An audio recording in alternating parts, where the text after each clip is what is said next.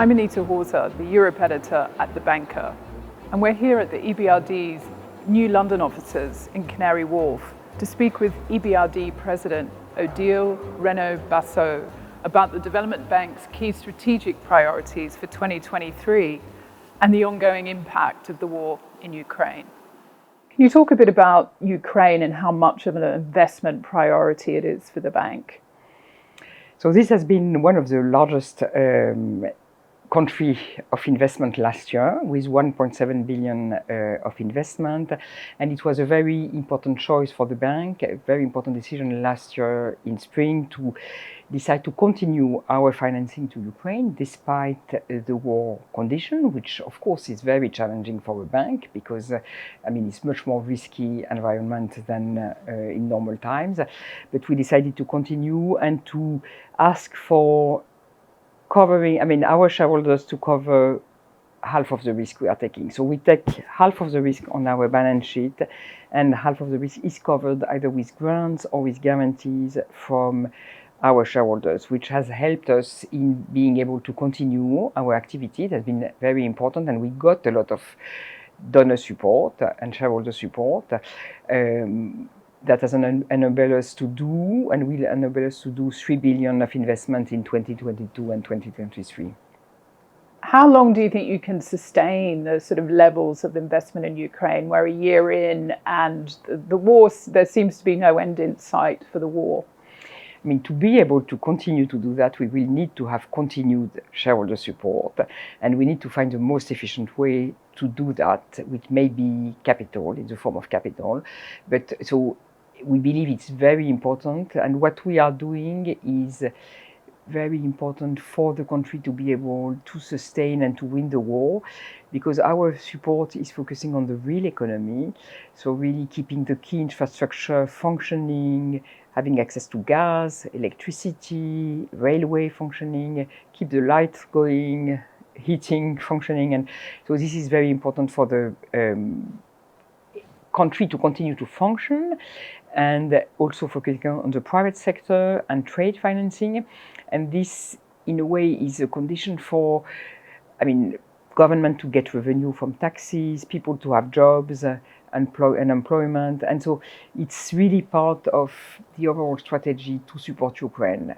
Part of it is a form of budget support, but this support to real economy is absolutely key for the country to be able to sustain the war and win it. What role will the EBRD play in helping rebuild Ukraine? So I think it will be an important role because of our history in the country and our very strong commitment to the country, and our specific focus on the private sector, which will be very important in the reconstruction. So I think that we will be instrumental in the international response for the reconstruction of Ukraine. And one of the features we have is to provide financing for the private sector, but also this key infrastructure, but also bring in the policy agenda, the reform agenda. And we all know that this reform agenda will be very important in the reconstruction of Ukraine, to build back better, to address some of the weaknesses of the, for example, judicial system, governance system that was a reality in Ukraine before the war. And I think this reform agenda will be key in the reconstruction and also in the perspective of the EU accession. So we have been very much involved. We have a program which is called Ukraine Reform Architecture, where we finance with the support of the EU and other donors, including US and other donors, the reform agenda in the different ministries, and we will continue to do that in the reconstruction.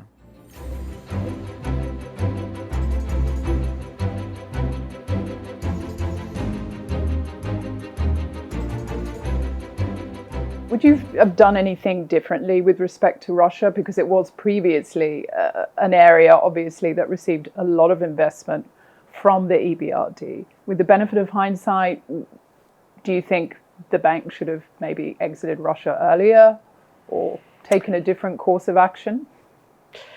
I think that it was part of our mandate to invest in Russia, and we really hoped that investing, developing the private sector in Russia would help the country to deeply transform.